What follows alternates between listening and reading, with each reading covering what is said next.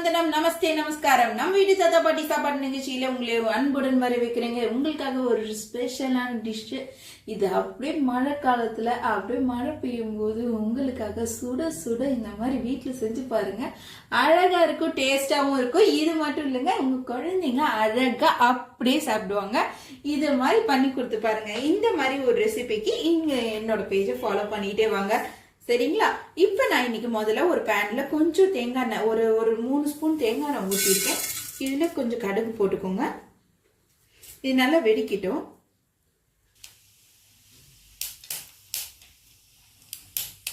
இதுல ஒரு ஸ்பூன் ஜீரகம் போட்டுக்கோங்க. கடுகு நல்லா வெடிச்சோன்னா 1 ஸ்பூன் ஜீரகம், அதுக்கப்புறம் கொஞ்சம் பெருங்காயம், இதுக்கப்புறம் நம்ம வச்சிருக்க ஃபைனா சாப் பண்ணி வச்சிருக்க கருவேப்பிலை, அப்புறம் ஒரு பச்சை மிளகாய், நான் ஒரு துண்டு இஞ்சி ஃபைனா நான் சாப் பண்ணி வச்சிருக்கேன். ஸோ இஞ்சி கொஞ்சம் போட்டுக்கோங்க. அதுக்கப்புறம் இதுக்கு தேவையான அளவு கொஞ்சம் வெங்காயம் பொடியாக நறுக்கியிருக்கேன். இதுக்கு ஒரு பெரிய வெங்காயத்தை, ஒரு மீடியம் சைஸ் வெங்காயத்தை நான் துண்டு துண்டாக நறுக்கியிருக்கேங்க. இந்த மாதிரி துண்டு துண்டாக நறுக்கிக்கோங்க. அதுக்கப்புறம் தக்காளி, இது ஒரு 2 தக்காளி, மீடியம் சைஸ் சின்ன தக்காளி தான், அதை நான் நறுக்கியிருக்கேன். அதை போட்டுக்கோங்க. எல்லாத்தையும் சேர்த்து நல்லா இப்படி ஒரு வதக்கிடுங்க, சரிங்களா? வதக்கிட்டு இதுக்கு நான் இன்னைக்கு கொஞ்சம் ஒரு 1/4 டீஸ்பூன் வெந்தய பொடி,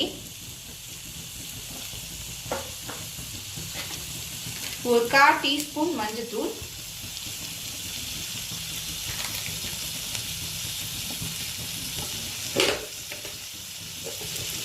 ஒரு ஸ்பூன் நான் வரமிளகாய் தூள் போட்டிருக்கேன். இதுக்கப்புறம் நம்ம எடுத்து வச்சிருக்கிறது இந்த மாதிரி ஒரு கலர் கலரிலாம்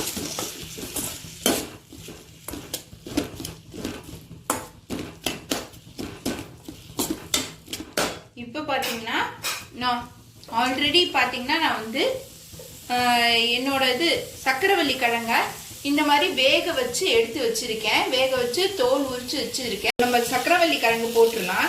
இது பார்த்தீங்கன்னா நான் ஆல்ரெடி சக்கரவள்ளி கிழங்க வேக வச்சிருக்கேன். உப்பு மஞ்சள் போட்டு தண்ணியில் ஒரு வேக வச்சு நான் தோல்லாம் உரிச்சு எடுத்து வச்சிருக்கேன். ஸோ அந்த சக்கரவள்ளி கிழங்கு போட்டுக்கோங்க. இதில் கொஞ்சம் கொத்தமல்லி புதினா இதோட ஆட் பண்ணிக்கோங்க. இதை ஆட் பண்ணிட்டு லைட்டாக இப்படி ஒரு வறுக்க தட்டிக்கோங்க. நல்லா இந்த மசாலோட மிக்ஸ் ஆகட்டும். இப்போ நம்ம ஒரு 1/4 டீஸ்பூன் கரம் மசாலா, ரொம்ப போட்டுறாதீங்க. உங்களுக்கு ஃப்ளேவர் பிடிச்சுன்னா நீங்கள் போட்டுக்கோங்க. இதுக்கு கொஞ்சம் இருந்தால் போதும், 1/4 ஸ்பூன் போதும். இது போட்டு இப்படி ஒரு வதக்கு, அப்படி ஒரு வதக்கு நல்லா இதாக இருக்கும்.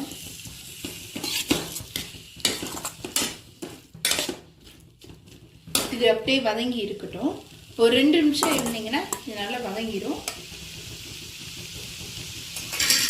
பார்த்தீங்கன்னா லைட்டாக ஒரே ஒரு சொட்டு தண்ணி கொஞ்சம் தெளிச்சு விட்டு இந்த மாதிரி இப்படி நல்லா மேஷ் பண்ணிக்கோங்க. இதை மேஷ் பண்ணி வச்சுருங்க, சரிங்களா? இந்த மாதிரி மேஷ் பண்ணிட்டீங்கன்னா நல்லா இதாயிரும், இந்த மாதிரி குக் ஆயிரும். மேஷ் பண்ணி இப்படி ஒரு நல்ல இப்படி பண்ணாலே அது மேஷ் ஆயிரும் நம்மளோட சக்கரவள்ளி கிழங்கு. ஏன்னா அது நல்லா வெந்துருச்சு ஏற்கனவே. ஸோ அதனால் லைட்டாக இப்படி பண்ணாலே நல்லா மேஷ் ஆயிரும். இந்த மாதிரி வெந்துருச்சு. ஸோ பார்த்தீங்கன்னா தெரியும். இப்போ நம்ம அடுப்பு ஆஃப் பண்ணிடலாம். கொஞ்சம் ஆறணுன்னு லைட்டாக என்ன பண்ணுங்க, ஒரு 2லேருந்து ஒரு ஸ்பூன் லெமனை புழிஞ்சுட்டுக்கோங்க. அப்படியே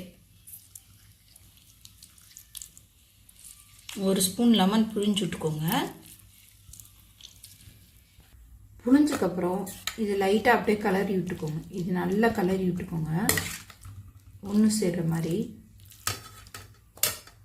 நான் முதல்ல ஒரு பன் எடுத்திருக்கேன். அதை என்ன பண்ணுங்க, இப்படி ஹாஃபாக இப்படி கட் பண்ணிக்கோங்க. ஃபுல்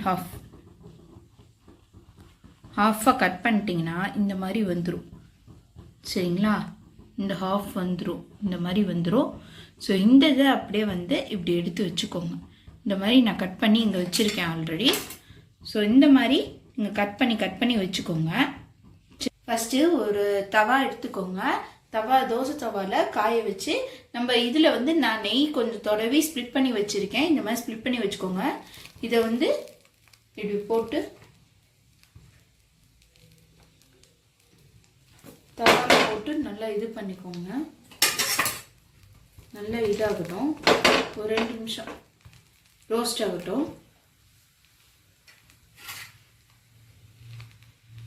ஸோ இப்போ வந்து அப்படியே திருப்பி போட்டுக்கோங்க. 2 சைடும் லைட்டாக கொஞ்சம் இது பண்ண போதும், ரொம்ப இது வேணாம். 2 பக்கம் ரோஸ்ட் பண்ணிக்கோங்க லைட்டாக.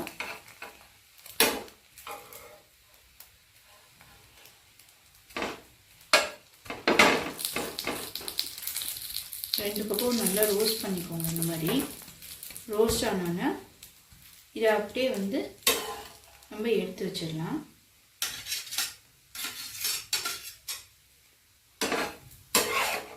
ரொம்ப ரோஸ்ட் ஆகுதுன்னா கொஞ்சம் ரோஸ்ட் ஆனாலே போதும்.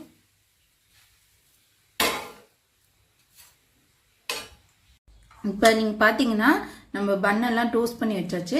இதில் என்ன பண்ணுங்க, ஃபஸ்ட்டு இதில் நம்ம ஸ்டஃப் ஏற்கனவே நம்ம ரெடி பண்ணியிருக்கோம். இந்த ஸ்டஃப்பை வச்சு இது நடுவில் நல்லா ஸ்ப்ளிட் பண்ணி விட்ட மாதிரி வைங்க. ஸ்ப்ளிட்